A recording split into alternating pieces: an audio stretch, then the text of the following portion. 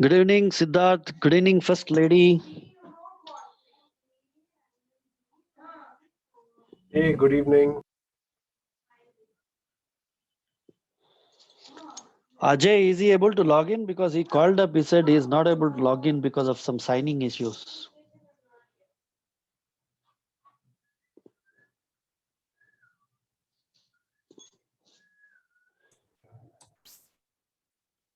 Good evening, Vinith. How are you? Good evening. Good evening. Hi, Siddharth.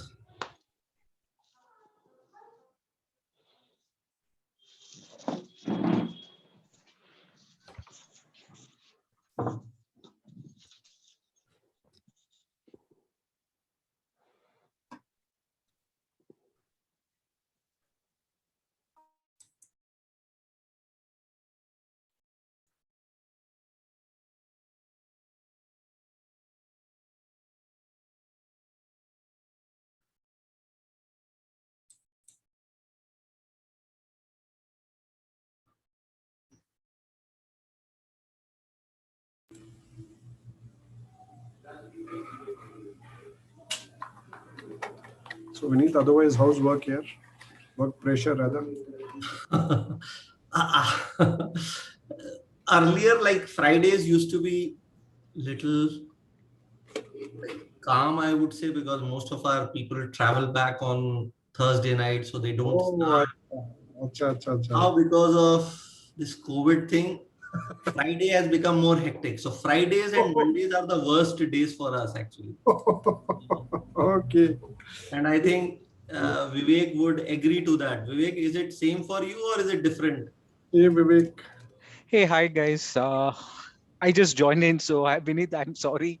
I don't know what it was. So Okay. No, I was saying for us, earlier Monday used to be hectic. Fridays used to be little calm for us because in our industry, most of the people travel back on Thursday night. that's So right. Friday morning used to be little calm, but now Without Fridays are travel, also, yes, that's true. Definitely true. Fridays are hectic days. now Usually Fridays. Monday is a beginning of the day planning, and Friday usually a closing day, reports and a lot of stuff. All reports, all things not done. Yeah. That's true.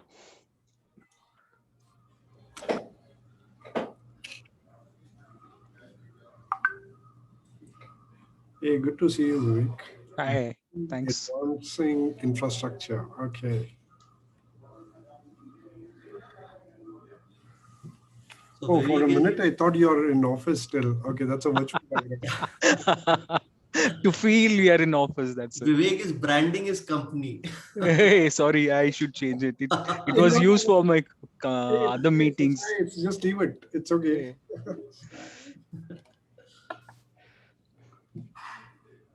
That was not required, Vivek. Hey, that's okay. That's okay.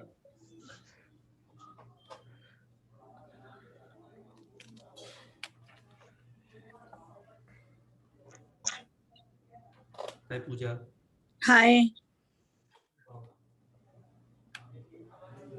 Hey, Pooja. Good evening. Hello, Pooja ji. Good Good evening. क्या हाल है? एकदम ठीक. आप लोग का क्या हालचाल? बस बस बढ़िया सब. मनीष, आप दिखाई नहीं दे रहे हो. मनीष थोड़ी देर स्काई में आ रॉकर जाऊंगा है ना, मैं. तो स्काई में रहते हैं. दिखता नहीं है नीचे से. थोड़ा देर में आ जाऊंगा. आप अभी तक स्काई रॉकिंग ही कर रहे हैं, मतलब अब आप चेंज मेकर बन जाइए.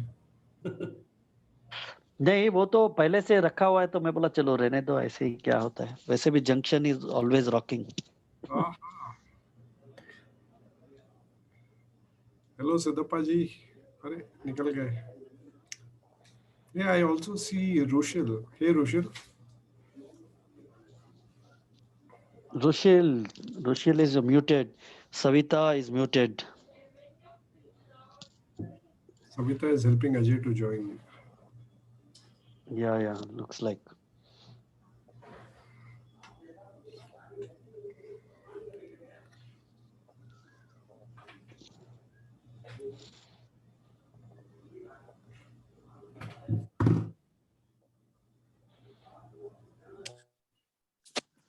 Hey, Swati, welcome. Hi, Siddharth. This is your first weekly meeting, right? Yeah, Good, good. Thanks for joining. my pleasure. Video खोलना पड़ेगा with Siddharth. Of course. या हाय स्वाति, गुड इवनिंग। वीडियो नहीं खोलो तो फाइन है, एक बार तो Fine है। दिखाना पड़ेगा। अब तो फिर मनीष को सबसे पहले फाइन देना पड़ेगा। मैंने जमा कर दिया ऑलरेडी। एक ही साथ दे दो। पार्टी देना है बॉस। Hello, Milind sir. हाँ, Milan ji, good evening. Good evening, Milind sir. Good Hi, evening. Mandar.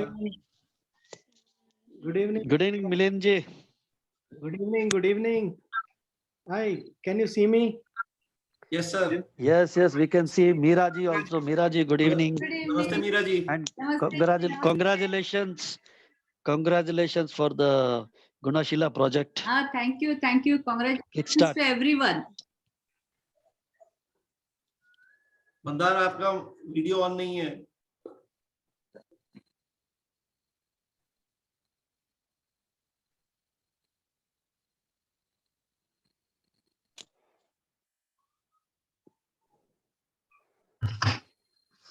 Hello, Vidya ma'am. Anyway, Siddharth, am I looking too much up? You're fine, नहीं, sir. थोड़ा सा मीरा मैम कट रही हैं लेकिन। हाँ, मेरा मैम अभी कोई करती बात है। नहीं। क्योंकि मिलन जी will be introducing the speaker, so you're right in the center and you're looking. Yes. Yeah, much better, Milind ji. Hi, Mandar. Okay. Hey Mandar, good evening. Hey, you're muted. I can't hear you. Good evening Mandar, आपका mute हो गया। Good evening. Hi, Velu. Hi, good evening. How Good are you? evening, good evening Velu. Good evening Velu. Good evening. How are you? Hello. I'm good, Yes, I'm good. सब बढ़िया। Hey, Million Sharma ji नमस्कार। congratulations. Thank you for what? Finally, dream come true. You signed the MOU. Yeah. No, Inauguration भी हो जाएगा जल्दी। अभी signal हो गया उसके आगे। हो गया। Meera, congratulations. Thank you. Congratulations to everyone. Yeah. Sharma ji नमस्ते नमस्कार। शर्मा जी। नमस्ते शर्मा जी। नमस्ते विजय जी। आप म्यूटेड हैं शर्मा जी, सुन नहीं रहा है। नमस्ते। Good evening Vijay ji. Hi, Good Jitendra. evening. Good Good evening, evening, Vijay. everyone. Siddharth. Good evening, Velu. Good evening, Velu sir. Good evening, Mandar. Good evening, Milind ma'am. Milind sir. Hey Velu, I thought you're out on vacation, but looks like this library behind you looks familiar. I came back. Finished, got back. Oh, okay. Now Velu can read all those books. आराम से कुछ नहीं सी casuals में हम our job is done now. The person in the driver's seat is Ajay. Where is Ajay? I can't see Ajay. Sharma ji आप muted हैं, सुनाई नहीं दे रहा है। शर्मा जी आपको अनम्यूट करना पड़ेगा। I think Brigadier sir has come. हाँ हो गया। मैं वेलू जी फर्स्ट नो वरी नो करी।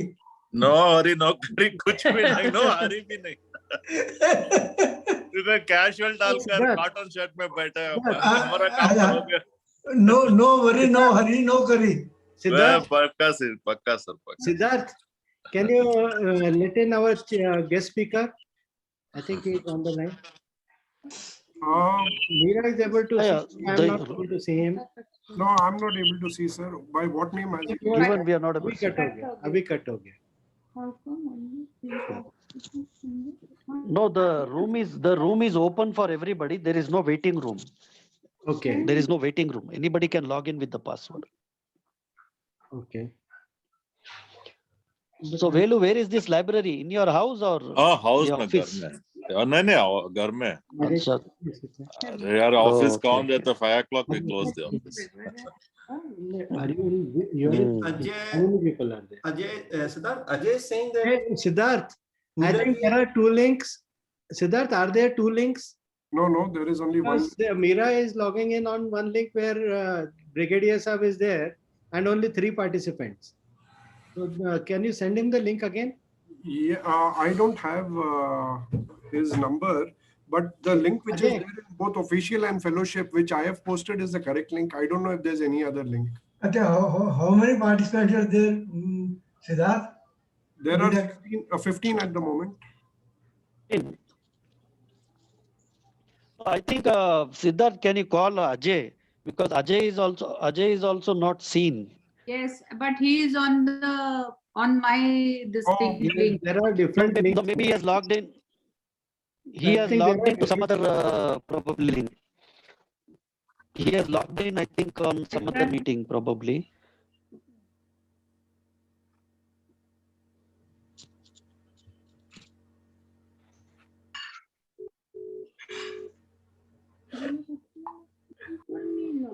I have pasted the link from this meeting.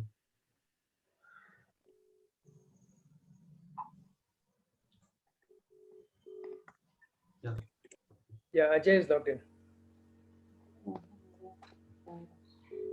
I think there is something, Ajay.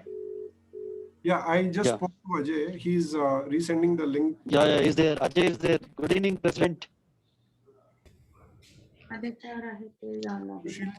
Namaskar. anybody logged in from Delhi? Siddharth? From Delhi, matlab not that I can make out from the name, sir. Kirti Sharma. I think there is some mix Kashi up. Sharma. I have sent you link again. So can you join that, sir? Because this link only 2-3 people are seen. Okay. Yes, I have sent it again. WhatsApp. I have sent it on WhatsApp, sir. I will send it on email again. Send it on email because I'm on my WhatsApp is not connected with my computer. Okay, sir. I will do that. Yeah. Yeah, Ajay. Yes, sir. उनको email भेजना link का correct link का. Yes. कुछ link में Actually, वो login ID password भेजे तो भी he can join from the laptop. He can just give the login ID and password also. It's okay. I think let's give him the link. That's fine. दोनों भेज दो Ajay, that copy paste करके भेज दो, दोनों चला जाएगा उनको. Yeah, I've sent. Yeah.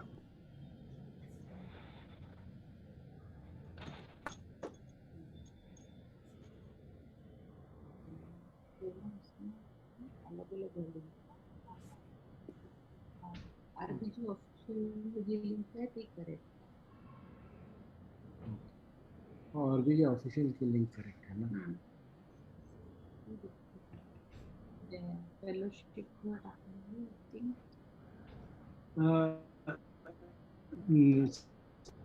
That can delete fellowship link. I think that is other link. No, sir, both are the same link. Official and fellowship, Sure. same. But it is going somewhere else. It is. No, it is correct link. I'll post it again in both the places. Both the links are same, sir. Milind जी, आप उनको बोलो कि instead of clicking the link, he can just do the user ID and password.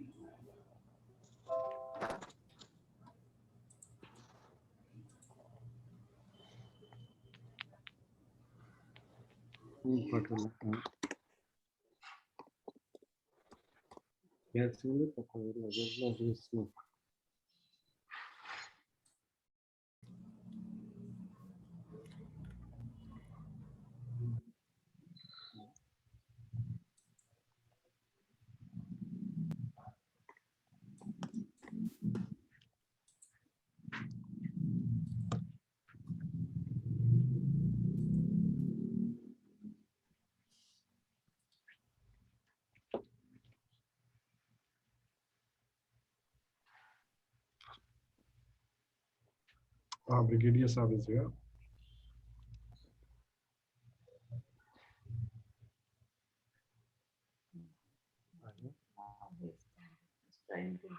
So, Yeah, he is yes, sir. joined. Good evening.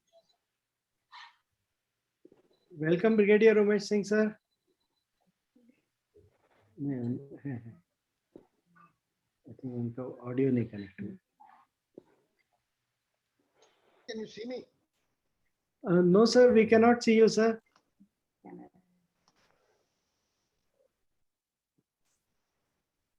Okay. Now we can see you. Now we can see you, sir. Okay. Can you see me now? Yes, sir. Good evening, sir. Welcome, sir. Am I audible? Yes. Yes, sir. Sir, will you be sharing any? I can't hear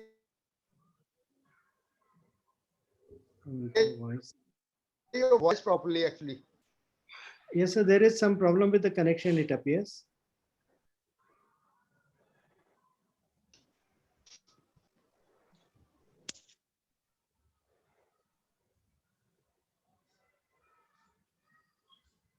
I can't hear you.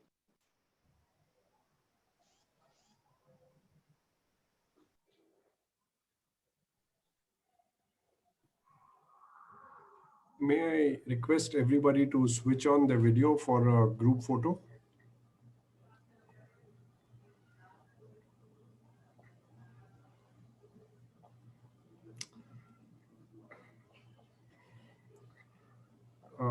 Looks like. Am I audible? Sir. Okay, please turn on your videos, everybody, for a group picture.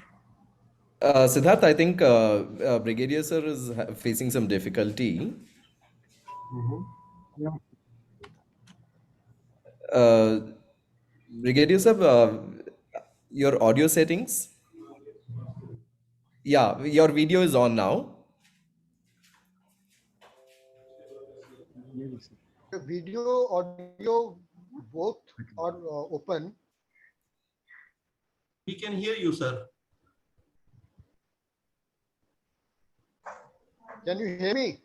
Yes, we can hear you. The voice is little low, but we can hear you. Even I can't hear you properly. You know, your voice is very low. Sir, if you have any other internet connection, can you switch over to that, sir? Maybe some bandwidth problem.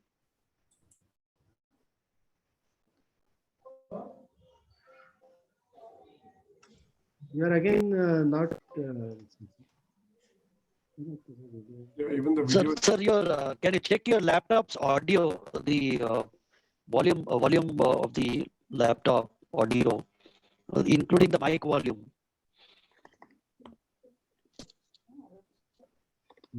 Video problem.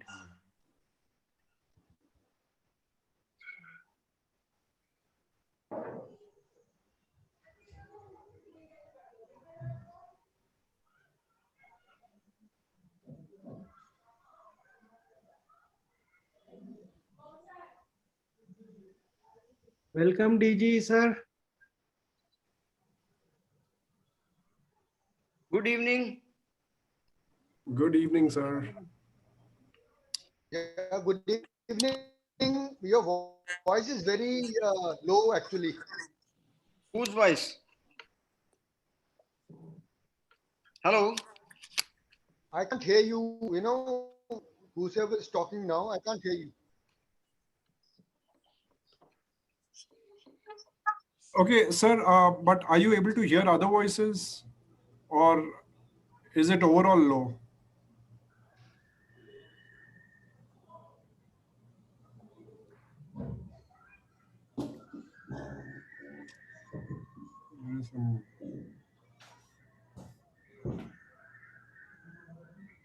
Brigadier sir, are you able to hear, or absolutely no? Milanji, you are muted.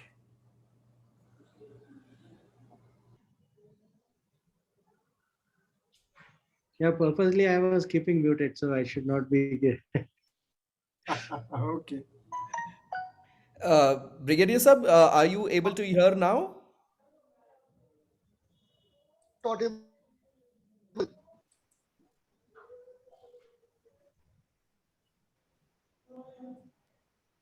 Sir, maybe you can try to turn off your video and then speak. Maybe then it will be better off.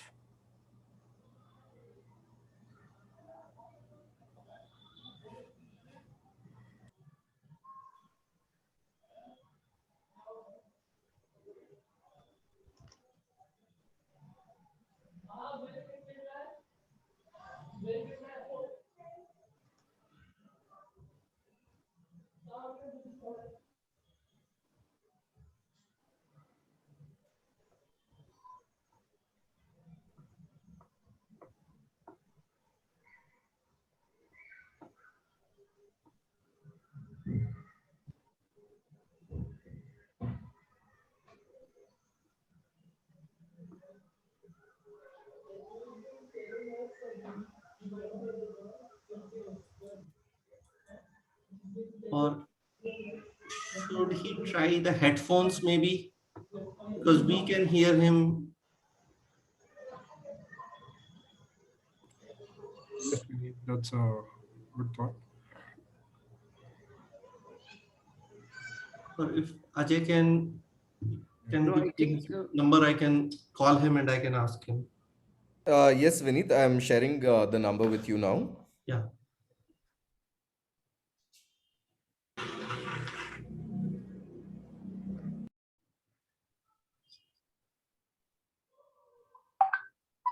Yeah, I'll call him.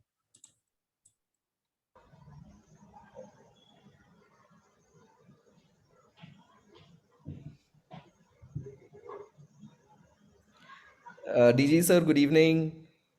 good evening, Ajay, President, and congratulations for today's first big project of this year. Thank you so much. The credit all goes to Milinji and Miraji. Yeah. They also Dr. deserve. Srinath. Yes, but you are our leader this year. So bouquets and bricks. So we will always welcome all Rotarians with the bouquets. No bricks in Rotary. I know. We can jokingly talk about that. Yes. Congratulations, Ajay. Thank you, Velu. Congratulations to you. Congratulations.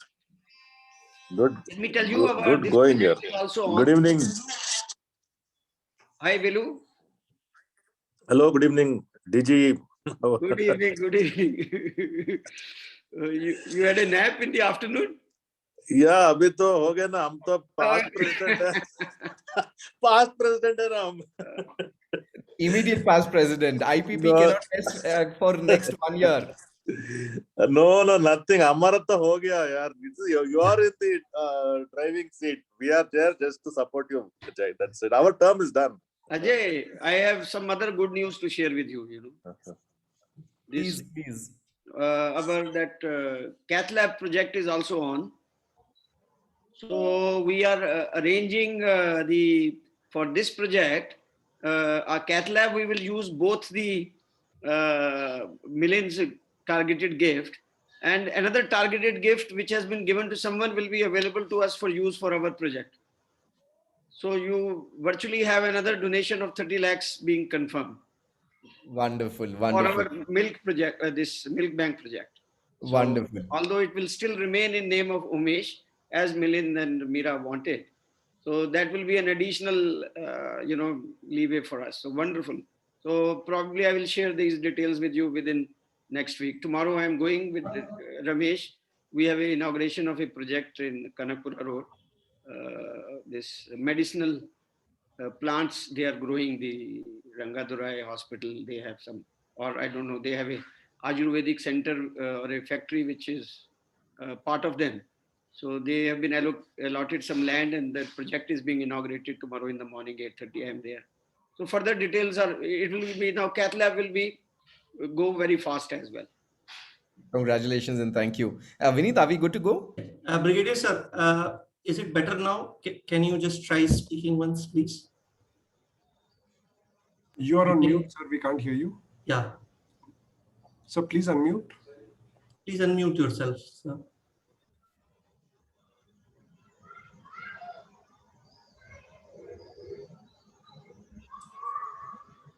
Yeah, you have to unmute yourself, sir.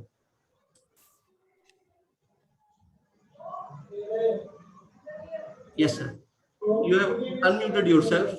Can you hear us? Try to speak now, sir.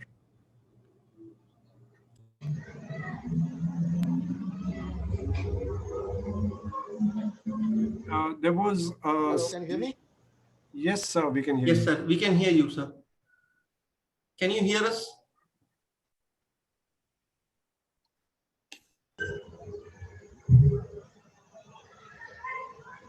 I think there is some internet connectivity issue. Vinny, there was another suggestion. If all participants turn off the video, then probably bandwidth can be conserved and we will be able to hear Brigadier sir then. Okay. Shall all of us try to turn off our videos, please? No, but that Siddharth, report is on the our bandwidth system, issue is at his end. not on his.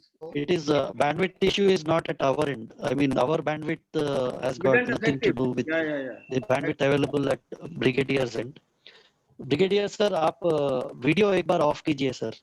If you can switch off your video and just try to connect the audio, we will see.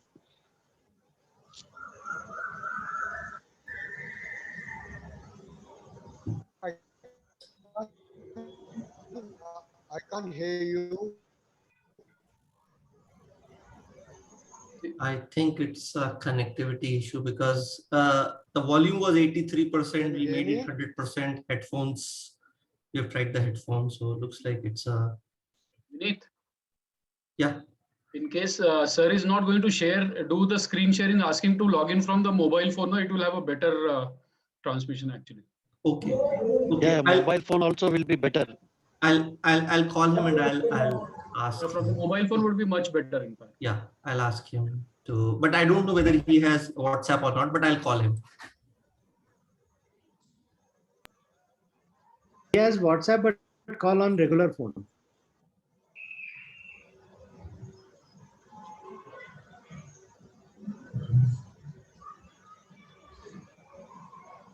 Yes, Sakshi, thank you for the suggestion. That's what we try. That's why all of us are. Yes, sir. Sorry.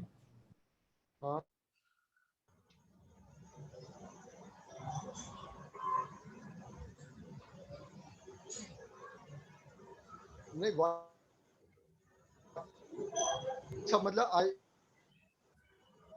I should do it on my mobile phone.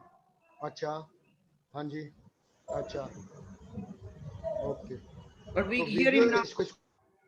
कौन रहने दूँ? Laptop off कर दीजिए sir.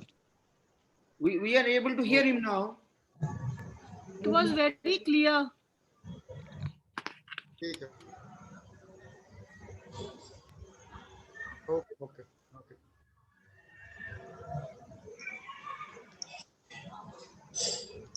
Hey, Vineet, when you were talking to Brigadier sir, we were able to hear him loud and clear. Oh, is it? Yes. Yeah.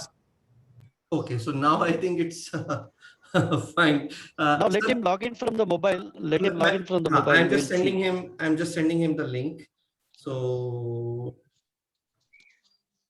I think he can share the presentation with you, and he can be on mobile, so you can keep changing as and when required. Yeah, Vineet, you are the co-host now. You can share the presentation on screen sharing. You can do. Yeah, I'll just do. I have sent him. Brigadier sir, Vineet बोल रहा हूँ, आप वो link को click कर दीजिए WhatsApp में. If you can click on that link.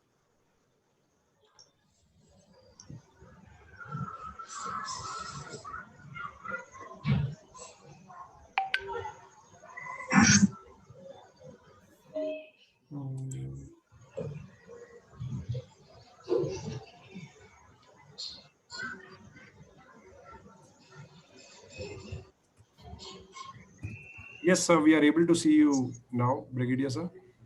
Oops.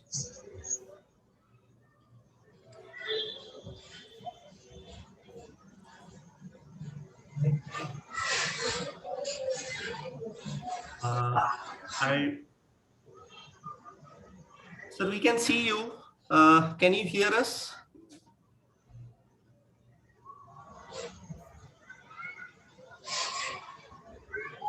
Yes, sir. Can you hear us now?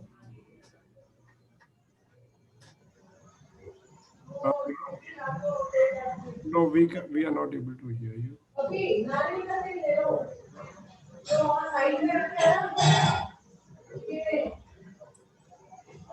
No, you are muted, sir. You are muted.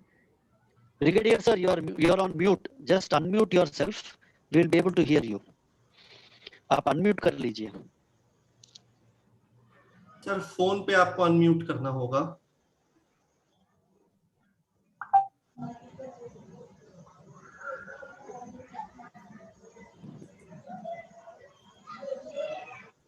He is muted, so we are not able to hear him. Hey, Manish, that is the laptop which is muted. Yeah, that is the laptop. Okay. But then mobile video he has switched off, is it? So mobile, he may not have connected to audio, I feel, because I don't even see an unmute option. Let me. Okay. Headphone हटाने के लिए बोल दीजिए most because sometimes the headphone don't work.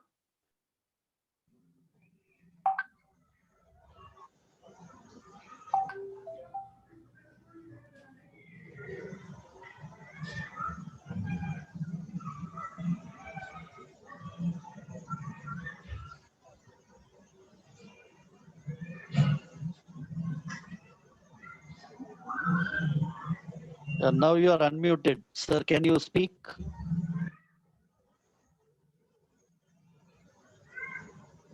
Am I audible? Yes, sir. Yes, sir. We can hear you. Can you hear us? I can also hear you. Oh, this is good. Finally, yes, sir. Yes, we can hear you. Okay, then fine. Good. Yeah. All right, Vineet. Are we good to start? Yes. Okay. Thanks everyone for joining this meeting. And I would like to welcome Brigadier Umesh Singh Bawa. I know we all are very excited to hear from Brigadier Umesh Singh Bawa the stories of courage and the valor of the Indian Army. And Operation Vijay was a saga of the selfless service to the nation and which uphold the values of the Indian Army. But before we start the meeting, I just wanted to give few pointers. As we know that these online meetings will continue for some more time, I would request everyone to keep their cameras switched on, be seated for the entire duration of the meeting, keep the mic or the in a muted position so that we can connect with the speaker. And with that, I would hand over to the President, Rotarian Ajay, to call the meeting to order. Over to you, Mr. Ajay. Thank you, Vineet.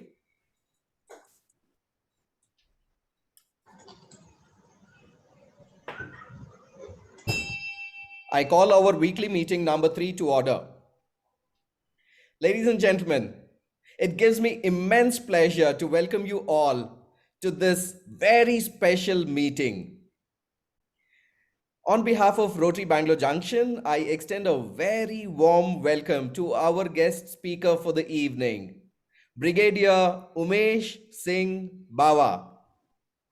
Can we have a round of applause? Thank you. Friends, I'd like to congratulate each one of you today. I'm happy to inform you that our club has signed the MOU with Gunashila Hospitals, Bangalore, to set up a state-of-the-art human milk bank project, which will be yet another feather in our cap. The estimated cost of the project is about between 30 to 35 lakhs. I express my sincere gratitude to past President Milind Deshpande for his generous contribution for the project. We will be filing the global grants for the project soon. The project will benefit hundreds of premature babies with mother's milk. It will provide vital nourishment and a better life to these children. I thank Club Secretary Siddharth Hamirvasia, past President Shankarlal Agarwal, past President Vijay Saraf, President-elect Neetu Saraf, Rotarian Meera Deshpande, Rotarian Reshu Bed, and Rotarian Dr. Srinath, who have been instrumental in the project. The project is the brainchild of Rotarian Meera Deshpande. The project director will be Rotarian Dr. Srinath. Friends, I'd also like to express my gratitude to past President Milind Deshpande for his generous contribution to celebrate his special day. He has contributed rupees 30,000 for our Kamadhenu project. We had a great week and with many activities planned and executed. We also have planned some unique activities for the weeks ahead. I now invite Club Secretary Rotarian Siddharth Hamirvasia for the Secretary's announcements. Over to Siddharth. Thank you, President. Good evening and welcome to one and all. So first, let me begin by telling what are the activities that happened last week. Last Saturday on 17th of July, President Rotarian Ajay Bahwala, Rotarian Omji Garg, Rotarian Sushil Agarwal and I had been to Dodbalapur to hand over 3,792 masks, which were distributed, were going to be distributed to SSLC students, the students writing their exams in Dodbalapur. And while we were there, it was a pleasant surprise to meet the Education Minister, Shri Suresh Kumar, who was there on his rounds. We also got an opportunity to meet MLA Shri Venkata Ramanayya. And of course, we did have the BEO over there. And in their presence, we handed over the masks. This was already covered by the local media on the very same day. And the other activity is today we went to Gunashila, and as President has already announced, we signed the MOU. Upcoming events for the next week. So first thing is tomorrow, 24th at 11 a.m., we will have the installation of office bearers for Interact clubs at Bhavan Bangalore Press School and Tapovan School. Everybody is invited, and the invite has already been posted on our official and fellowship groups. Please do make it a point to join and encourage the young interactors. On 25th, we have induction of new members at our very own satellite club at Sira at 11 a.m. in the morning. In the upcoming week, we do have 3 birthdays. On 24th, that is tomorrow, Rotarian Naresh Agarwal will celebrate his birthday. On Sunday, Rotarian Lalana Murthy will be celebrating, and on 28th, it's not a it's a birthday of Anne Shraddha Agarwal, who is a spouse of Rotarian Lalit Agarwal. She will be celebrating her birthday. So with that, I conclude my report, and back to President. Thank you, Siddharth. May I now invite past President Rotarian Milind Deshpande to introduce the speaker of the day.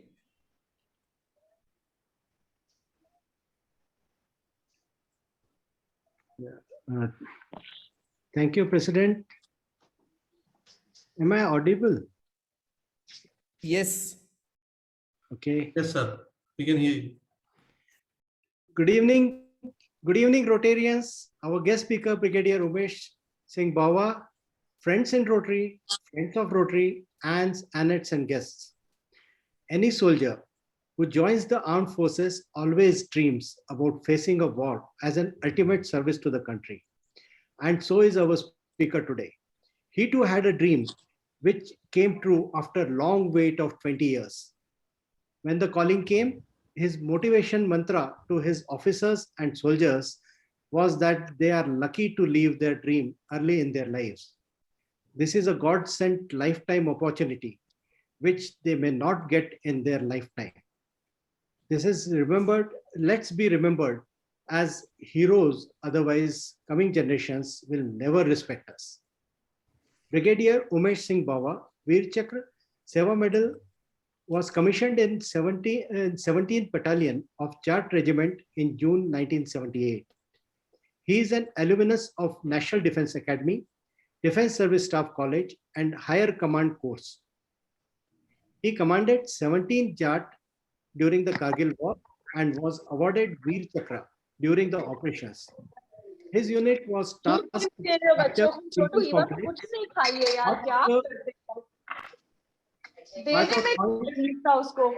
Can we mute them? He was tasked to capture Pimple complex, part of point 4875 in Mashko Valley. He has served in various staff and command appointments in Army.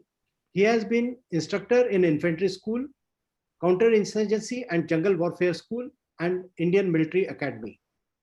He retired from the service on 31st December 2013. He is a PhD in public administration and he is now settled in Gurgaon along with his wife Indu. Recently in November 2020, he has authored a book, Mashko Kargil as I Saw It, where he recounts his first-hand experience of the battle as it unfolded before him.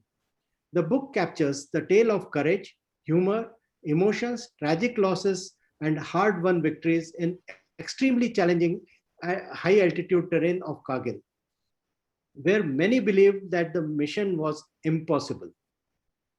This book isn't meant to be an individual glorified war story, nor it is intended to belittle any leader for lapse in commitment during the war. The book captures those lessons of war for future generations so that a new wars begin and end. Such crucial lessons will not have to be relearned, rewritten in more blood.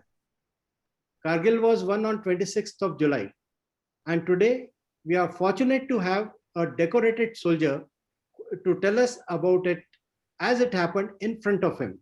I have a great pleasure in introducing our war hero, Veer Chakra winner, Brigadier Umesh Singh Bawa. Over to you, President. Thank you, Past President Milind Thank Deshpande. you. I wish to thank the President and all the members of Rotary Club Bangalore Junction to have given me this opportunity to talk to you for a few minutes. Of course, the war has to be covered, in great detail. If it has to be covered, it requires a lot of time.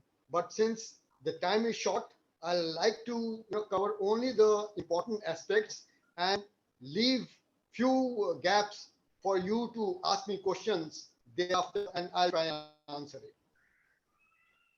Firstly, before I start my talk, I wish to acquaint you with the terrain that was available in the area of operations. So the operations took place in a very high altitude area where the heights were ranging from 16,000 feet to 17,000 feet. In the month of May, June also, there was snow on the tops. The slopes were almost 70 degrees inclined. There were no vegetation and there was no cover available to our troops to hide themselves from the enemy.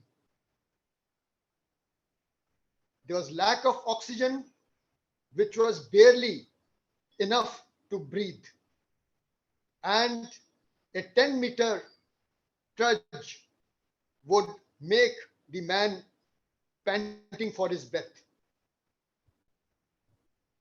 The soldiers who generally carry 25 kgs on their back were able to carry not more than 15 kgs in that high altitude terrain. So these were the conditions under which this battle took place, and it is the highest battlefield the world has ever witnessed in the history so far. Before I go further, I'll just give you a brief background how this, operations by Pakistan took place. Generally, during the winter months, the winters are so severe that certain posts on both our side and even on Pakistani side are vacated due to extreme winter conditions, because the routes are closed because of the snow, and you are not able to maintain your troops. And this happens for almost 7 months in a year, from October till May. So some of the posts were vacated by Indian Army, and similarly the posts were vacated by the Pakistan Army. And this was an unwritten agreement between the two countries that we will vacate these posts, and then they were reoccupied during the summer months of June onwards. Pakistan has been actually, trying very hard to take revenge of 1984, the Sechin Glacier, in which the Indian Army occupied, preempted Pakistan and occupied Saltaru Ridge in Sechin Glacier. And we are still holding on to it. And Pakistan wanted to take revenge of this particular action. He thought that by occupying heights in the Kargil area and dominating the main axis of maintenance, that is National Highway 1 Delta, which runs from Srinagar to Zojila Pass to Kargil, Daras, and on to Ladakh. He said, if I cut off this maintenance line for the Indian Army, then Ladakh will be cut off. And then we will force Indian Army to vacate Sechin Glacier in return of vacation of Kargil area occupied by Pakistan. This plan was actually not new. The same plan was put up to General Ziaul Haq and also Ms. Benazir Bhutto when she was the Prime Minister. But then this plan was shelved by the politicians, saying that it would escalate the war and probably it will lead to an all-out war in the western borders also. So they didn't want to undertake this sort of an operation. But in 1998, when Musharraf became the chief, he once again activated this plan, and without telling the Prime Minister also. There were just 4 generals who knew about this plan, and they hatched this plan, and initially they thought they will capture about 15 to 20 posts which were vacated, and then bargain with the Indian Army or the Indian government to vacate Sechin, in return vacate these heights at the Kargil Daras area. They started infiltrating in the month of December itself, December 1998. And Indian Army was completely unaware of it. Initially, when they went in, they found these posts which were vacant. They never attacked any post to occupy it. They only came and occupied the winter vacated posts or unheld areas which were not held by the Indian Army that time. Some of you might have a question in mind, why did we leave these gaps and why we did not hold all the heights? I'd like to clarify this to all of you. See, in mountains, it's often said the mountains eat up troops. It is not possible to occupy each and every height. And so there will always be gaps from where the enemy can infiltrate and come inside. They took advantage of the same thing and came and occupied these heights, and we were completely unaware. Although we used to have our winter air patrols through helicopters to watch if there were any movements or any footsteps on the snow, but we were not able to even detect that. It was the complete failure of intelligence agencies across the border, that is raw, and inside our border, that is IB. They were not able to give us the inputs, relevant inputs, which would say that the infiltration or intrusion has taken place. So it was complete failure of intelligence at the highest level. Nor the troops who were deployed there were able to identify if there was any intrusion. On top of that, whenever we used to have our discussions on operational plans in that area, whenever we wargamed the options available to the enemy in that area, we always discarded that he can only infiltrate few militants across the valleys or nalas that were available in that area, and he would never attempt to occupy heights or intrusion into those heights, because it will be very difficult for him to maintain those troops on those heights for a long time. But Pakistan took that risk, and knowing General Pervez Musharraf, he was always looking for, something to do, something that can elevate him to the topmost post.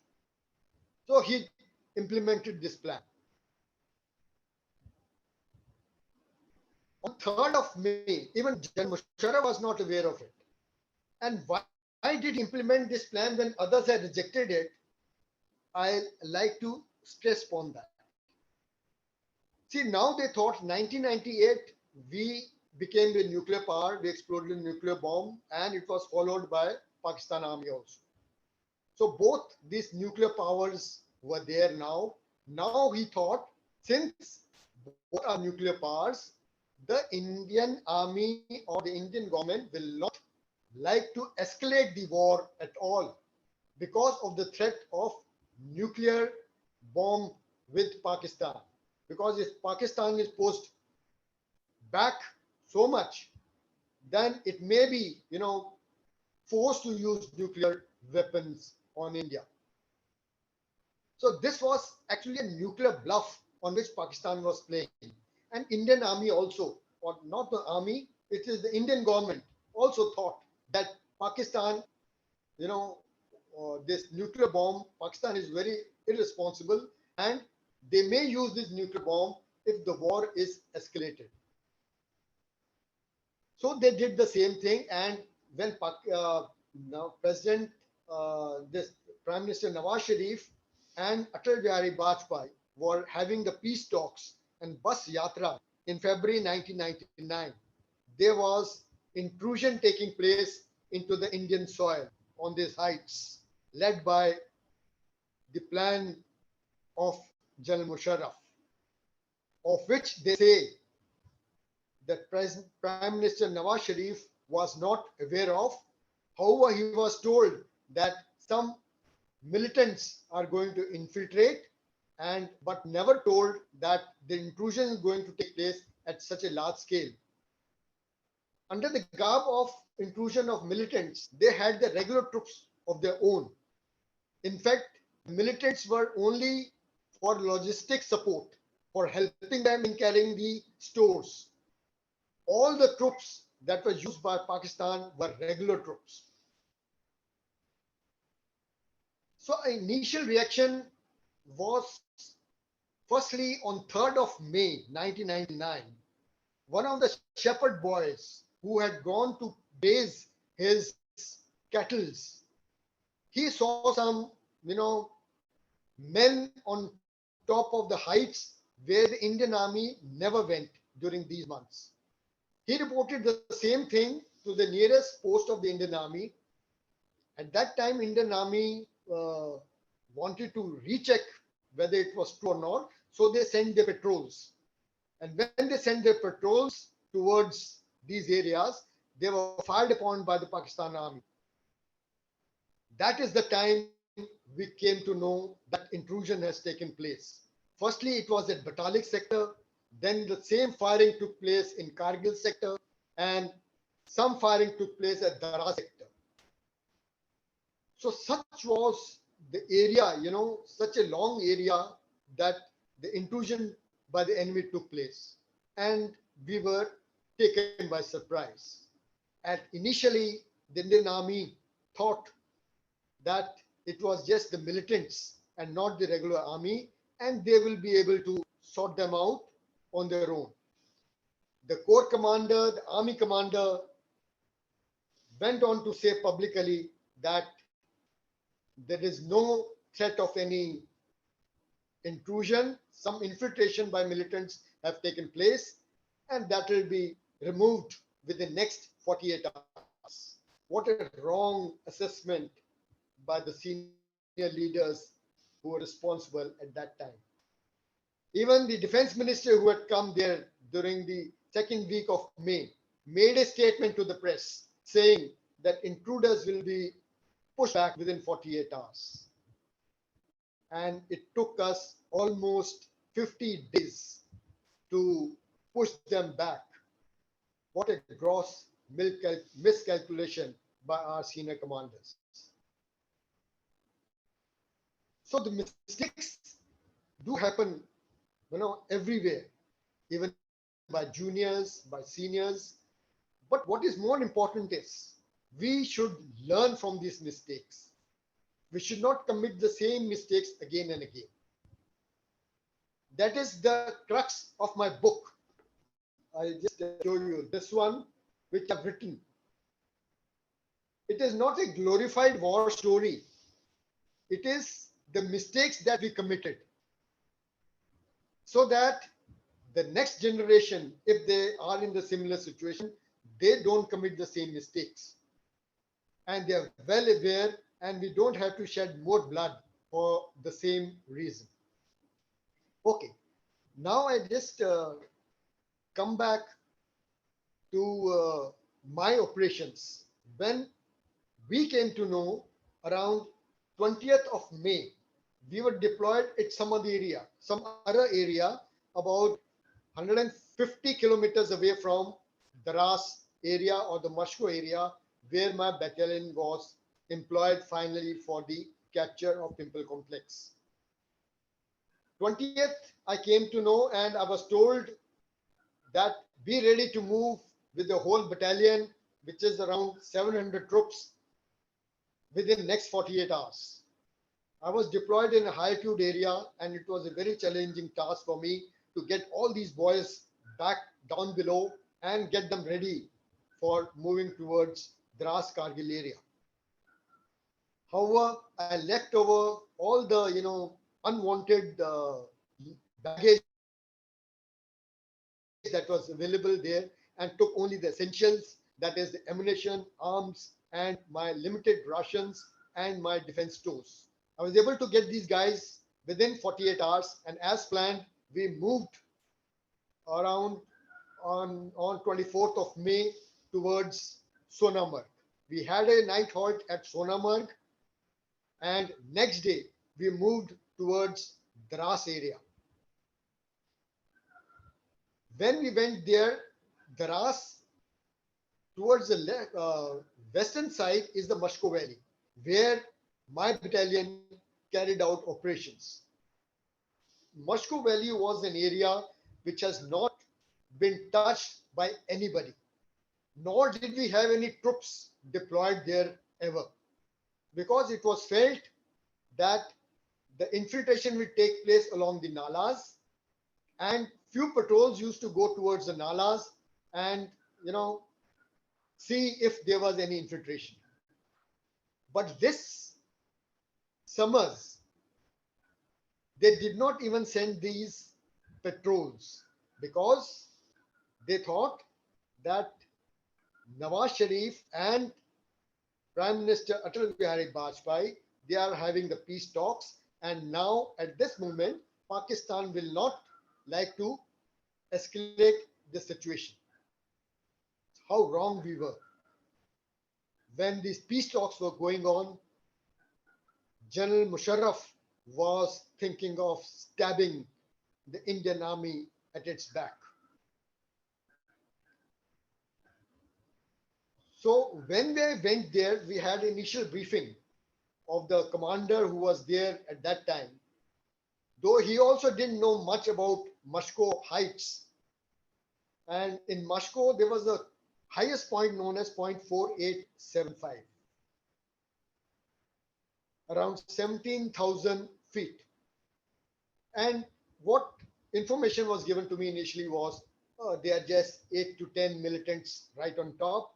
Just go there, get them by the neck, and bring them down. I also thought, yes, maybe just 8 to 10 militants are there. So I initially sent one company without knowing where the enemy is. When we were going ahead, we were able to capture a point known as 0.4540.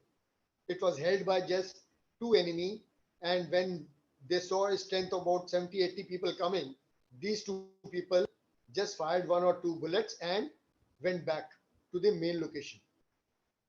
We were not aware where the main location is. Since they fired from that place, we knew that they were sitting there. So it was only by the enemy fire that we were gaining information. Enemy fire means sometimes you get killed by the enemy bullets. Then only you come to know that enemy is there. So next day, once we had captured 0.4540, I sent another platoon ahead to see if the enemy was there in the next feature, that was saddle area. When my patrol or the platoon was going there, about 30 people with one junior commissioned officer,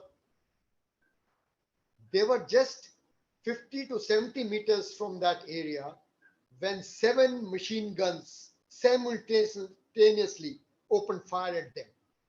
It was hellacious fire at them, so sudden that these troops did not know what hit them.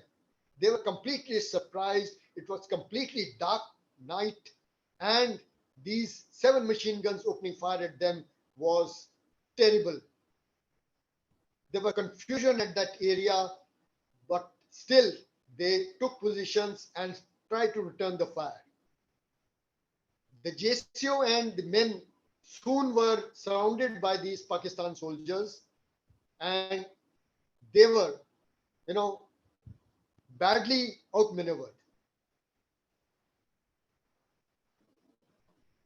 We lost one junior commissioned officer and 5 other ranks in this area, and about 12 soldiers received gunshot wounds. Others trickled backwards and found their way back to their own company or the battalion location, or some went to get the first aid. So this is how, lack of intelligence, lack of, information or no information can lead to such a disaster. I call it disaster because we knew nothing about the enemy at this stage. When I lost these men, I was really very, very sad.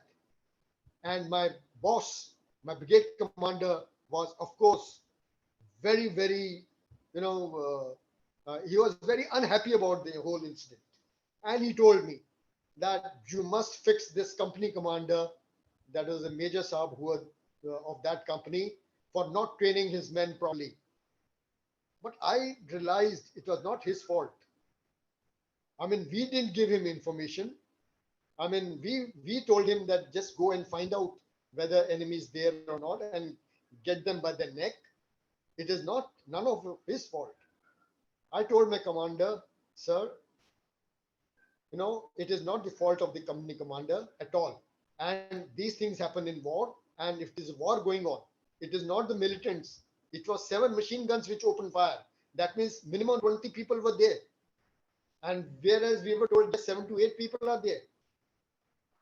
So, but then he said, somebody has to take responsibility for this, loss of 6 soldiers. Then I told him, if anybody has to be, blamed, then I take the blame myself, because I am the commanding officer of this battalion. I had ordered them to, go there, and I take the whole responsibility of this fiasco or the killings which have taken place. And whatever you want to do with me, you can do it. But my company commanders and my troops should not be harmed at all. When I said this, actually, my boss, brigade commander, was, increased. I mean, had more respect for me, that I have taken the responsibility instead of blaming somebody else. It was very easy for me to have blamed that junior commissioned officer or the company commander, but I did not do that. I took the blame on myself, and it actually, my image in front of my brigade commander actually improved, and he had high opinion about me. Even my troops and my colleagues never expected me to say these things to my boss, and in their eyes also I gained lot of respect. So I just want to bring out one point in this: is in all organizations, whether it be business or sports or any organization, a leader has to accept responsibility for all the good things and the bad things. If he takes credit for the good things happening in that organization, he must also take a discredit for anything wrong that happens there, and not shift the blame on your subordinates. If you have this sort of a feeling in your organization, I'm sure any organization, if it follows this, will do wonders. Okay, next I come, because the time is less. I now come to my operations. So after this, I decided that I will not go any further from this direction till I have gained enough information about the enemy. So I told my brigade commander, I need another 10-15 days to surround the enemy from different directions, send patrols all over, and find out what is the actual strength of the enemy in this location. So he agreed to my proposal, and next 15 days I sent patrols in all directions and told them to keep lie dogo in that area about 1,000 meters away, and keep watching enemy activity from a distance through binoculars without firing any shot or without going near them, because I didn't want to lose any more men unnecessarily. So this happened for the next 15 days, and I was able to assess the strength in that area to be around 70 to 80 Pak soldiers. Where we were told just 6 to 8 people were there, actually there were 70 to 80 people out there. So that is the importance of gaining information before going for any pre-planned attack or assault. Thereafter, I told them it is not one battalion, that is one battalion, about 700 people who can capture this. It requires 3 battalions. My GOC, General Officer Commanding Major General Mohinder Puri, who was the GOC at that time, he also came there, and he asked me, suppose I give you 2 battalions, then what are the chances? I told him, if you employ 2 battalions, chances are 60%. Then he says, if I give you 3 battalions, then what are the chances? I told him 80%. He said, why 80%? When I'm giving you 3 battalions, why not 100%?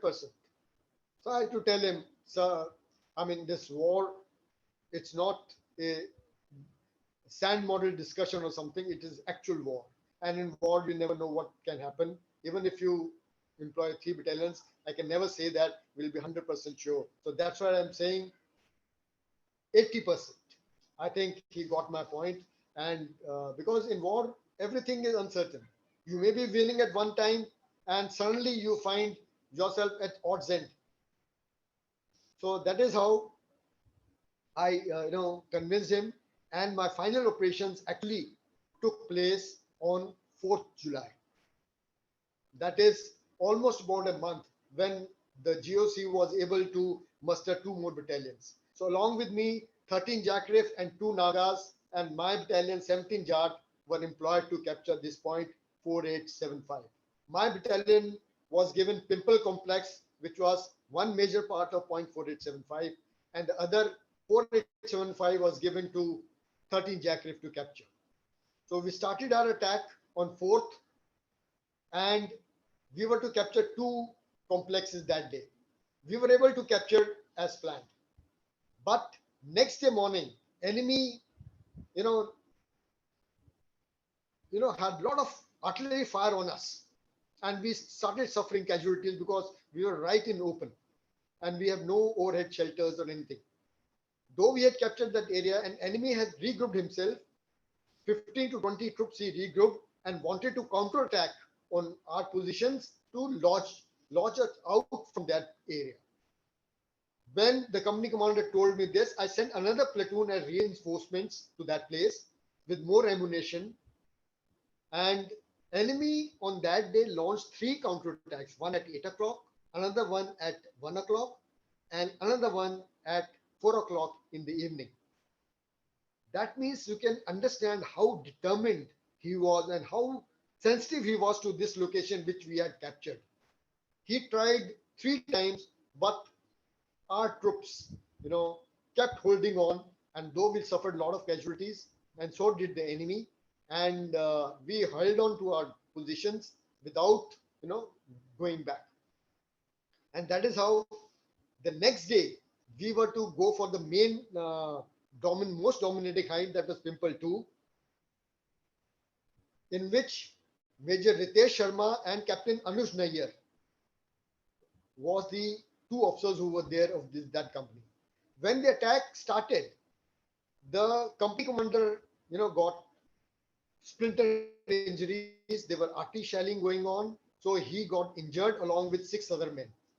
When he told me that he's got injured and he cannot go further, it really, upset me, that the company attack has not even started and the company commander has got injured. So I told him, okay, you hand over your charge to Captain Anush Nayyar, who was just 2 years service. Imagine that boy.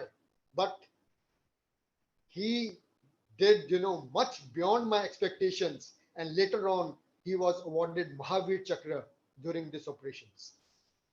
This boy was handed over the charge of a company commander and told to carry on. Such things do happen, in war and in any organization. Therefore, all organizations must train their second-in commands to take over the senior positions in case required anytime. This is how we train actually in army, that he is always ready to take up the senior's position if it is required. So Captain Anush Nayyar, with 2 years of service, and I promoted him just 15 days back. He was lieutenant, and I promoted him to a wartime promotion as a captain. And such heavy responsibility on his shoulders. And I remember when I promoted him, I told him, Anuj, that you are going to get 3 stars on your shoulders now. So with this, you'll get additional responsibilities towards the men that you command, especially in the war. And you are lucky that you are participating in the war at such a young age. For me, it took me 20 years to see this day. So Captain Anuj, started off his attack on Pimple 2 on 6th of July. He captured first post, second post, and third posts on that night and killed almost 9 enemy soldiers along with his men. The final post of Pimple 2 was very heavily armed, and in spite of his best efforts, he was not able to neutralize that. He tried from various direction, but to no avail. Then finally, at about 4 o'clock in the morning, I lost my radio contact with Anush Nayyar. I kept on calling him on this radio set, but he wouldn't answer. I was quite worried because I was not able to get any feedback of what was happening in front now. So at about 7 o'clock in the morning, I told the reserve company commander, Major Punia, to take about 30 men forward and try and see where Captain Anush Nayyar is there and tell me what is the progress of battle thereafter. I thought maybe his radio set has become faulty or something else. So Captain Punia went ahead with 30 men to contact Anush Nayyar. When he went there at the scene, he rang me up and he said, sir, I can see 6 martyred bodies in front of the 4th bunker, and Captain Arun Nayyar is also lying there motionless, and all these bodies are motionless, and most probably they are dead. No, it was a big shock for me when I heard this. This boy was doing so well, and just the final bunker he was not able to capture. Later on, I came to know that when around 5 o'clock he led a physical assault on that bunker, the final charge, along with his men, and unfortunately, he got hit by a rocket projectile on his head and collapsed. And along with him, 5 other men also died fighting in that area. So this actually brought, make me very sad. By this moment, I had lost 1 officer, 1 junior commissioned officer, and almost 34 other ranks. And about 100 men were injured due to gunshot wounds or splinter injuries.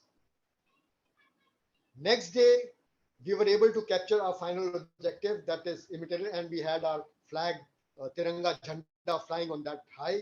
But after we were very happy that we have, secured our objective and thrown these idiots out from our area.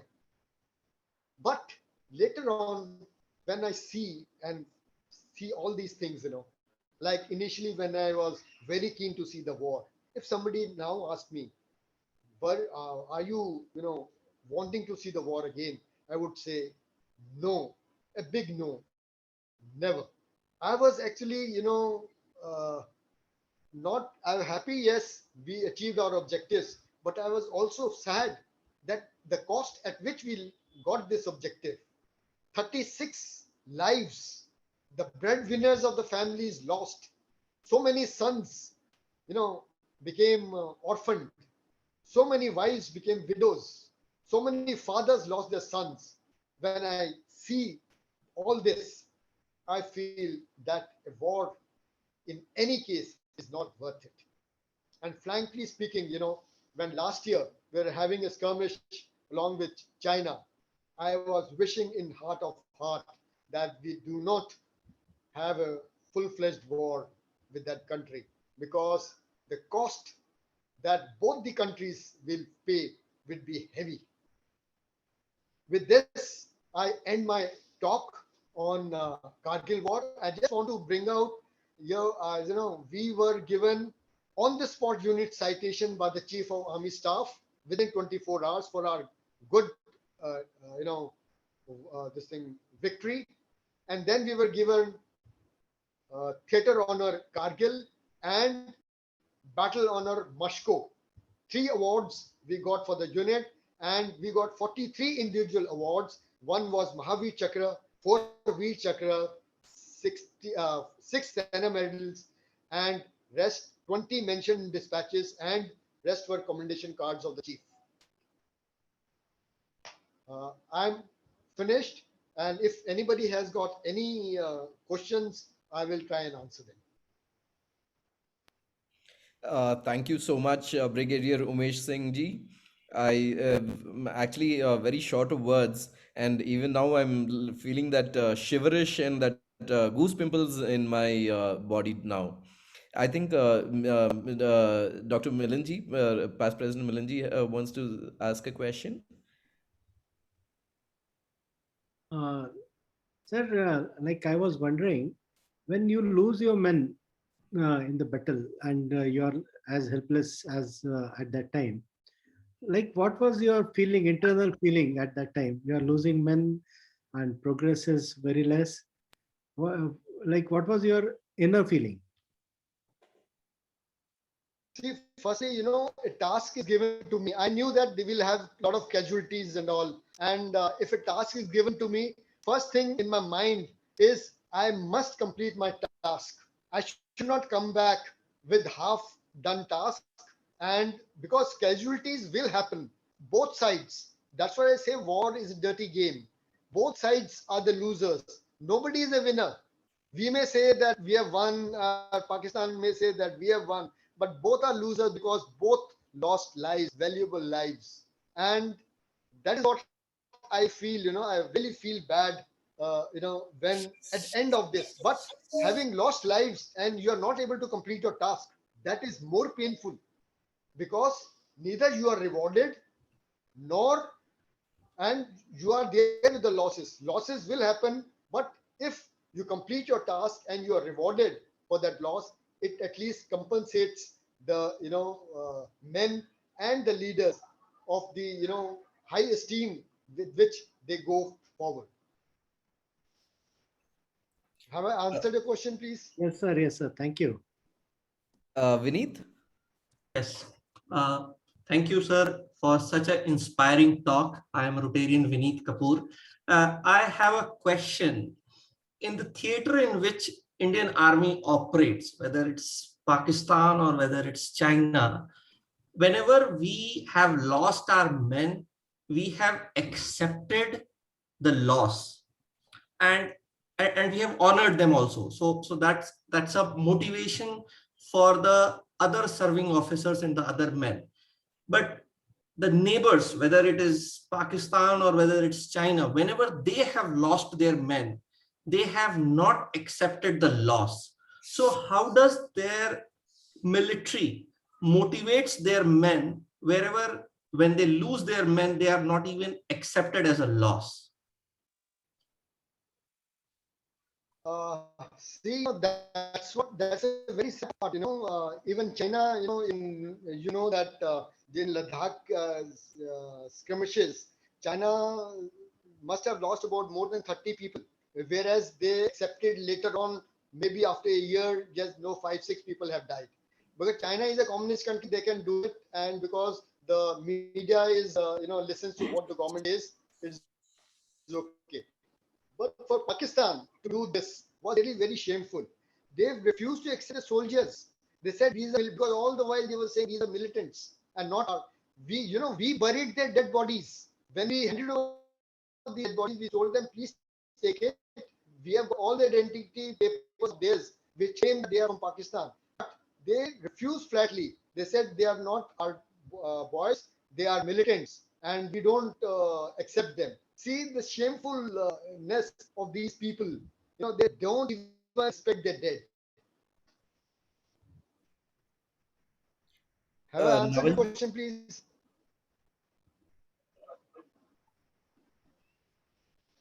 Navalji, would you like to come in? Past President Naval Kishore Saraf. Any more questions? Yeah, good evening.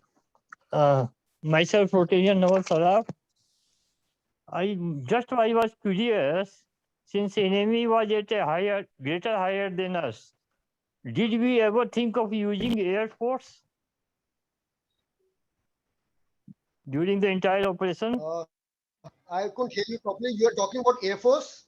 Yeah, did we think of using Air Force since the enemy was at a greater height? Yeah. I'll tell you. Yeah, I'll tell you. You see, by 11th of May, we had come to know that, the enemy, militants are there and they have occupied our heights. So 11th of May, actually, Army had requested the Air Force to give us some helicopter gunships so that we could fire at them at those heights and, cause casualties to them. But there was some hesitancy on part of Air Force that time because their helicopters were not suited to operate at such high altitude, and therefore there was hesitancy on their part. And at that time, Chief General Malik was also away to Poland on some foreign visit, and when he returned back, he had a meeting with the Air Force chief, and they, with lot of persuasion, they were able to convince that we need to use Air Force into this, because Air Force, the chief of Air Force was thinking that if we use Air Force, then it might escalate the war. But we are going to use Air Force in our own territory. We are not, because Vajpayee ji had told us very clearly that you will not cross international border. So one hand was almost tied behind our back when we were fighting this war. So the Air Force actually came into use around 26th of May. So we had lost from 11th May to 26th of almost 15 days we have lost. And by that time, our troops were very close to those areas. We were lying maybe 200 meters away from the top. So it was not possible for Air Force to drop bombs because our own troops would have got injured there. Therefore, Air Force was later used to destroy the ammunition dumps in depth areas, which they did very precisely. Have I answered your question, please? Yeah, thank you. Thank you very much, Brigadier. District Governor-elect Aneja ji, you had raised your hand. Yeah, in fact, I want to, first of all, I must compliment Brigadier Bawa sir. It's a very stimulating tale of the operations and victory there. I really admire the bravery of people like you and the soldiers you commanded. They knew while they were climbing up that they will be shot down, from an enemy which was on top. But still they kept walking and obeying the orders. This is probably, very unique to the Indian Army. That is why Pakistani, war is won from the heart and your commitment. Being at the height, they couldn't thwart us. So this was a great victory for us. We do agree that we might have made some mistakes, but then we shouldn't be committing these mistakes. My question was going to be what Naval Saraf asked, why did we delay in bringing the Air Force? And you have already answered that. So that was my question. So it's already answered. Thank you. But I think I will read your book and then probably we will correspond separately. I will buy this and read it. And let us see, we will probably continue our dialogue on this. Yeah, definitely, sir. This is available in Amazon. It is available there. Yes, sir. Yeah. Rotarian Reshu Bed. Good evening. And even today, I mean, after so many years, we've heard these kinds of stories over and over, but every time it brings that kind of emotion and that much of feelings. I mean, hats off to each and every soldier. My only question here is, you said that you've written a book on the mistakes that we've committed then and now we shouldn't be doing. So in the last few years, have we actually followed that? Have we actually stayed away from committing those mistakes? And have we been able to start off, I mean, like we delayed the Air Force then, but here now in the last few years, were we able to quicken the whole act together? And have we learned from those mistakes? Yes, definitely. We have learned from our mistakes, and almost, whatever loopholes were there during that time, during the Kargil time, almost I feel, 70% of those things have been covered up by now.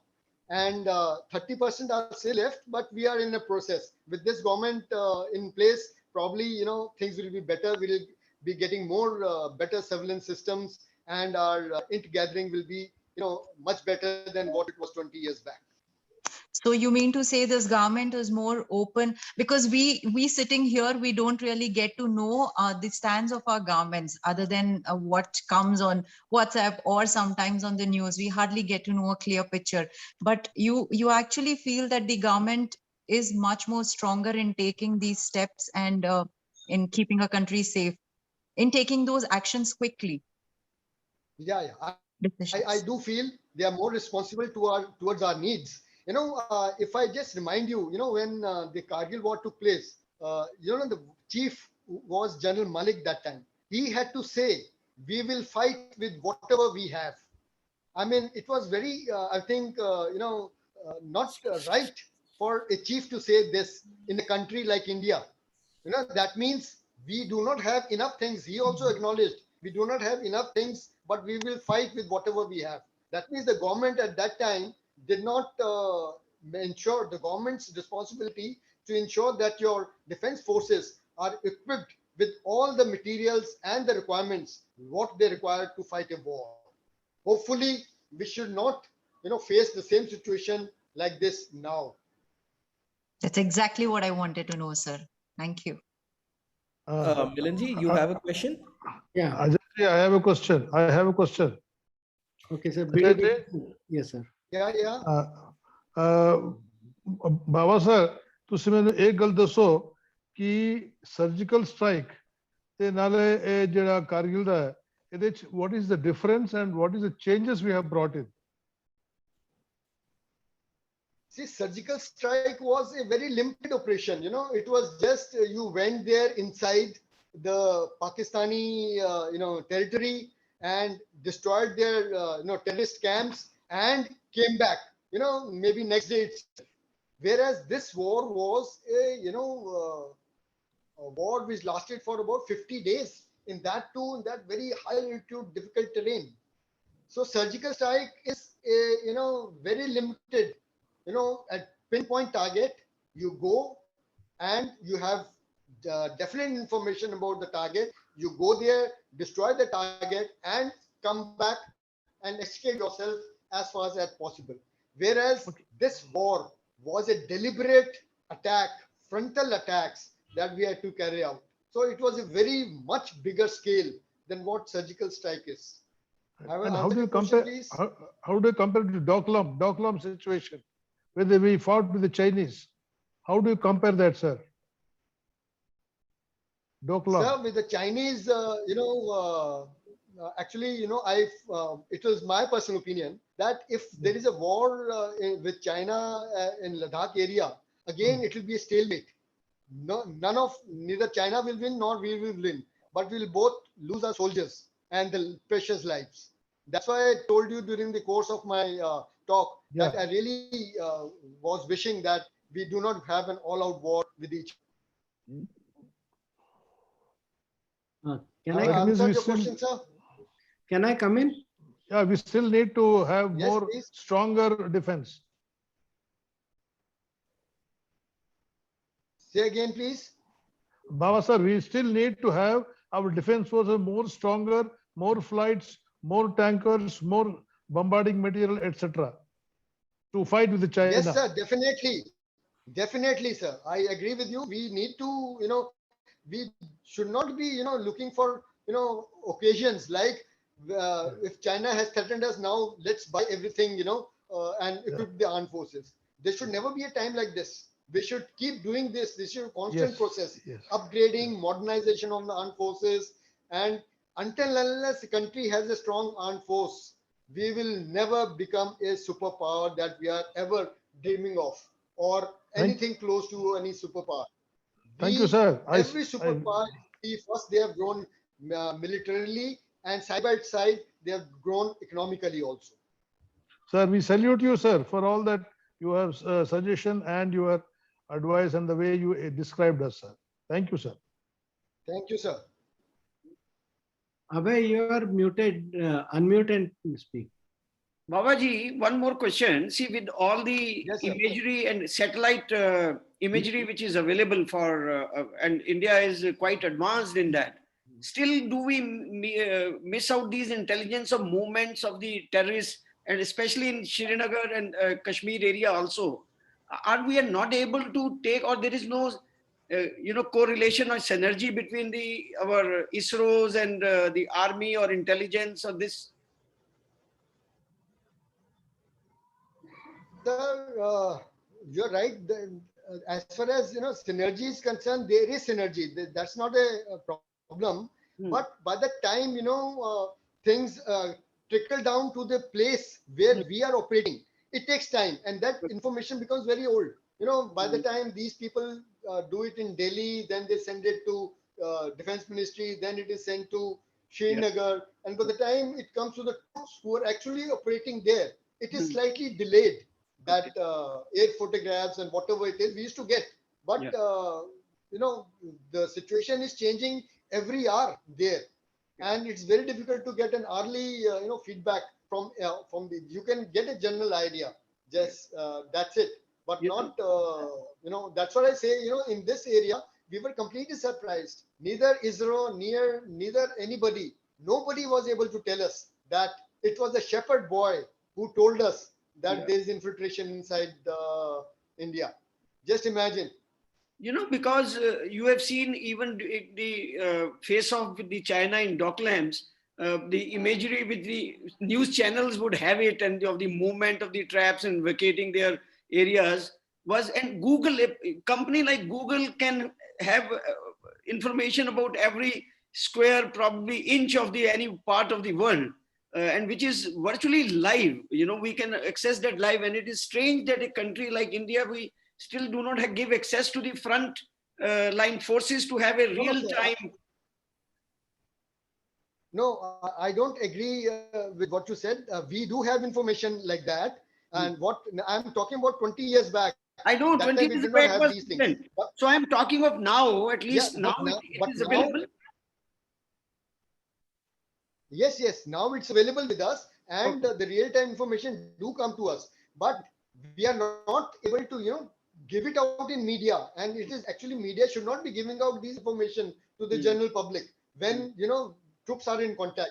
It is very irresponsible part of media to give all these things. We have, because you are exposing everything, even our movements you are exposing. So this should be restricted only to the armed forces and the people who need to know about it. Fully agree, sir. Brigadier Singh, recently one has seen in the news item that Indian defense forces are going to be integrated. They are talking of creating a theater like a scenario. What is your view on that? Sir, yes, I've read about the theaterization of the armed forces. You see, my views are that I support this theaterization, but we should not hurry it up, at present. This will take a long time. It is not that we go in for theaterization and it is ready. It may take 5 to 10 years to fructify finally. But the beginning has to be made, because we can't, operate on, compartmentalized services. It has to be theater based, in which all the resources are available to that theater commander. And like I said, initially, it took, they delayed, employment of Air Force was delayed by almost 15 days because of various, lack of synergy between the forces. But now, if theaterization is there, there will be one theater commander in that area who will take the decisions, and it has to be abided by all of them.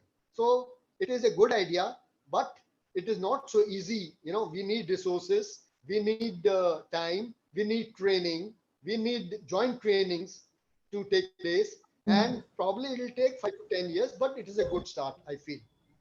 Yeah, it looks like a good start, because also it will need a bit of a mindset change, because earlier our defense forces were used to work in the silos, like Air Force will work only the Air Force, Army will work with the Army and Navy. So if you integrate all the three, definitely it's going to take a bit of a mindset change, and 5 to 10 years looks like a good idea. But I think the move looks to be a pretty positive. Yes, I agree with you, sir. Milinji, would you like to come in? Yeah, I want to come in. Sir, we were when you were explaining, at one stage we were discussing about one hand tied on the back and fighting the war. But this is a scenario which is happening in every war. If we are going to war, why are we ashamed to say we are going to war? And why are we not giving the full free hand to the troops? See, when they are putting their lives on line, they are protecting you, and they are well trained, why are we holding them back? In almost every war this is happening. What is that reason? Are we having the defeatist mindset, or we do not have the courage to fight a war? Sir, it is actually the government of India, or the power that be the government, the politicians at that time, who are the more, we follow the orders given by them. If they say the IB is not to be, that line of LC is not to be crossed, I mean, we have to abide by that. They may have their own reasons. Like Vajpayee ji did not want the war to escalate to a higher level, that Pakistan, has to use a nuclear weapon on us. But Pakistan does not know that if it ever uses nuclear weapon on us, Pakistan will be wiped off from the map, because we have so much of weapons with us that enough to wipe out Pakistan. But then we also, politicians at that time, must have thought that, it might escalate if we cross the border. but so long we keep it in our border and keep saying that Pakistan is the aggressor, and then the whole world body, in fact, agreed to that Pakistan was named as aggressor and they were forced to withdraw from that area. So it is these level decisions are at very high level, and I'm sure they must be thinking of that. We at lower level, of course, feel that our hands are tied, but then at higher level, the perspective is something different. Yeah. But if when you're fighting and if fire is coming from other side of LC, and if you have to go in there, you have to go in. You cannot just leave, stand there and leave it. So what kind of instructions are these? Key, don't cross, don't do it. If it is, yes, go kill the soldier, enemy and come back also is fine. But why to stop our troops and put them in danger? No, so it's not that you may be feeling that way. It's not that way that we are stopped from going. But if we have to go across and do something, there's a lot of planning and preparation that has to be done, because the lives of the soldiers is at risk. And so therefore, first we try to neutralize them with fire only, without sending the troops there. And if that is not possible, then we do it physically. So physical assault is the last resort. First, it should be done by fire, your own artillery or your own missiles or anything else, and the last resort should be physical assault, which is the last resort.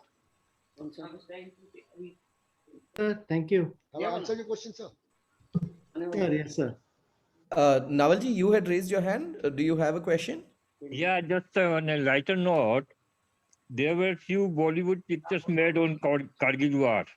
Oh, you silly. Have you seen those pictures? Any one of those? Brigadier? Sir, this movie known as LOC.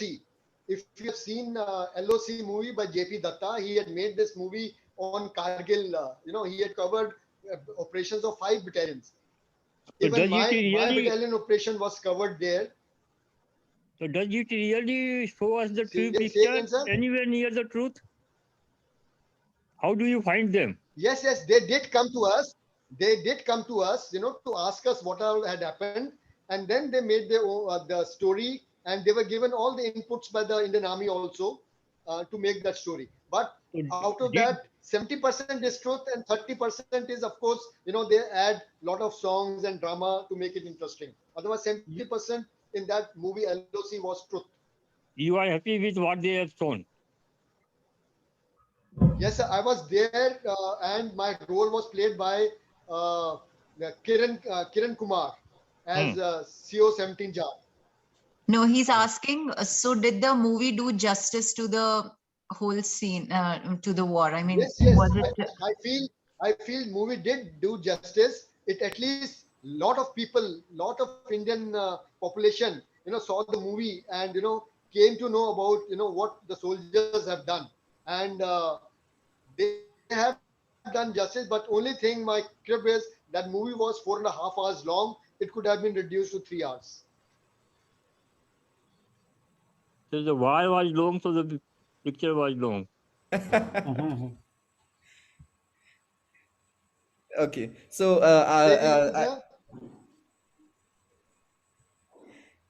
Navalji was on a lighter note. Navalji was suggesting that since the war went long, the movie went long. yeah, correct. So I think we don't have any more questions. Siddharth, can we have a short presentation, which I'm sure Brigadier Umesh Singh Bawa would love to have?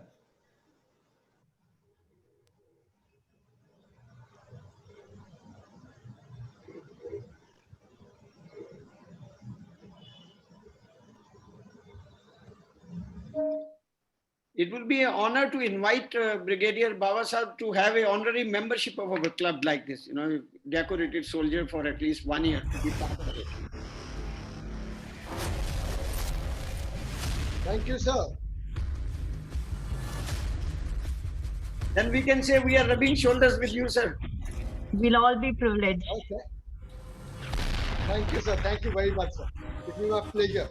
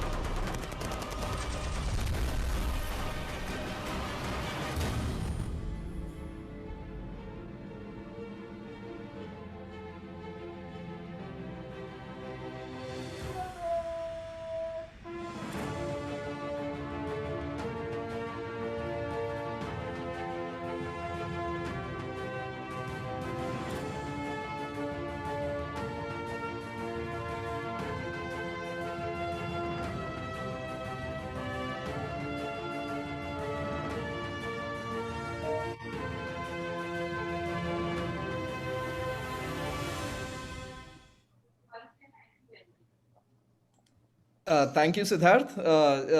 Brigadier Umesh Singh Bawa, we dedicate this short video to the Shaurya of Thank the you, sir. Jawans. Thank you very much, sir. And Excellent. ladies and gentlemen, 23rd July, 26th July is just round the corner. On 26th of July, we shall all remember the valor and the sacrifice of our soldiers. We are safe in our homes because the soldiers are there at the borders. आन देश की शान देश की हम संतान है, तीन रंगों से रंगा तिरंगा अपनी पहचान है, मिटा दिया है वजूद उनका जो भी इनसे भिड़ा है, देश की रक्षा के संकल्प लिए जो जवान सरहद पर खड़ा है. With these few words, I like to thank Brigadier Umesh Singh Bawa for having accepted our invitation to be the guest speaker today, and a special mention to past President Rotarian Dr. Milind Deshpande, who has facilitated and the evening today, for having reached out to you and invited you and you having accepted. May I now request, thank you, for the vote of thanks. Manish, may I request Rotarian Manish Bujawar for the vote of thanks? Yeah, thank you, President Ajay.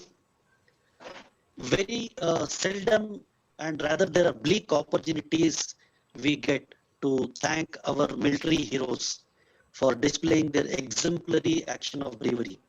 And today, I'm very glad that we all came across such an occasion to thank our military heroes. And who else other than our Brigadier Umesh Singh Bawa, who is present here to accept this thanks. So personally, from the bottom of my heart and on behalf of all the Junctionites, I would like to thank Veer Chakra recipient Brigadier Umesh Singh Bawa for enlightening us with the intricacies of the Kargil war and Operation Vijay.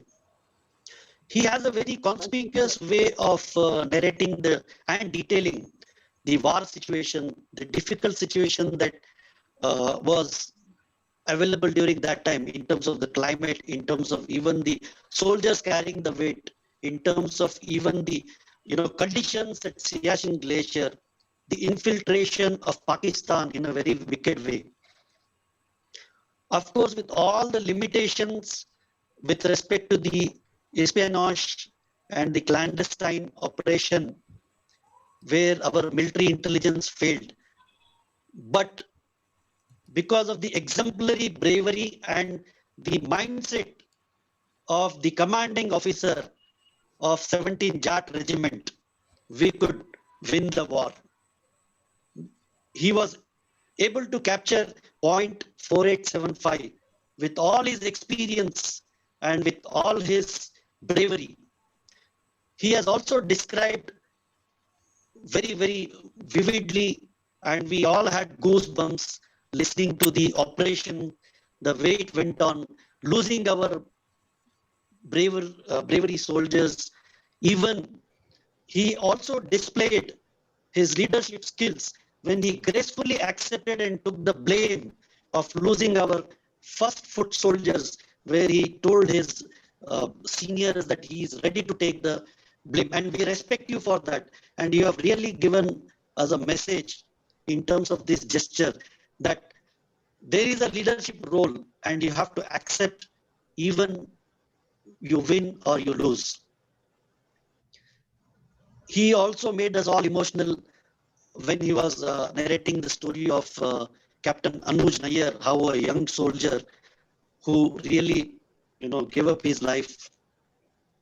And finally, we won, and finally his troops won all the gallantry awards. So we also congratulate your troop and your regiment for winning all those gallantry awards and getting us the victory.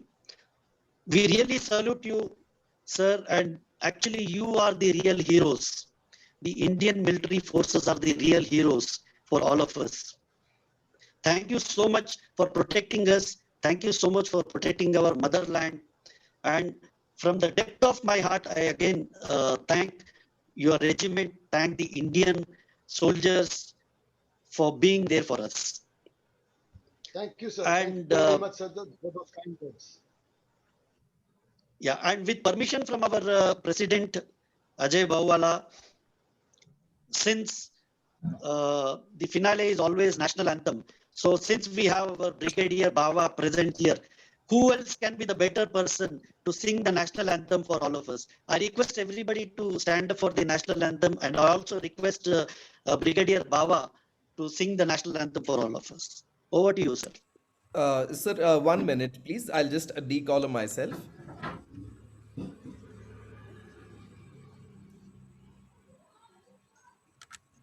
I call weekly meeting number 3 close.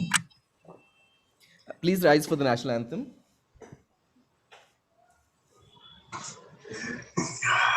गण मन अधिनायक जय है भारत भाग्य विधाता पंजाब सिंध गुजरात मराठा द्राविड़ उत्कल बंगा विंध्य हिमाचल यमुना गंगा उच्चल चलदि तरंगा तब शुभ नाम जागे तब शुभ निध मागे गाहे नभ जल जाता जन गण मंगल दायक जय हे भारत भाग्य विधाता जय हे जय हे जय हे जय जय जय जय हे.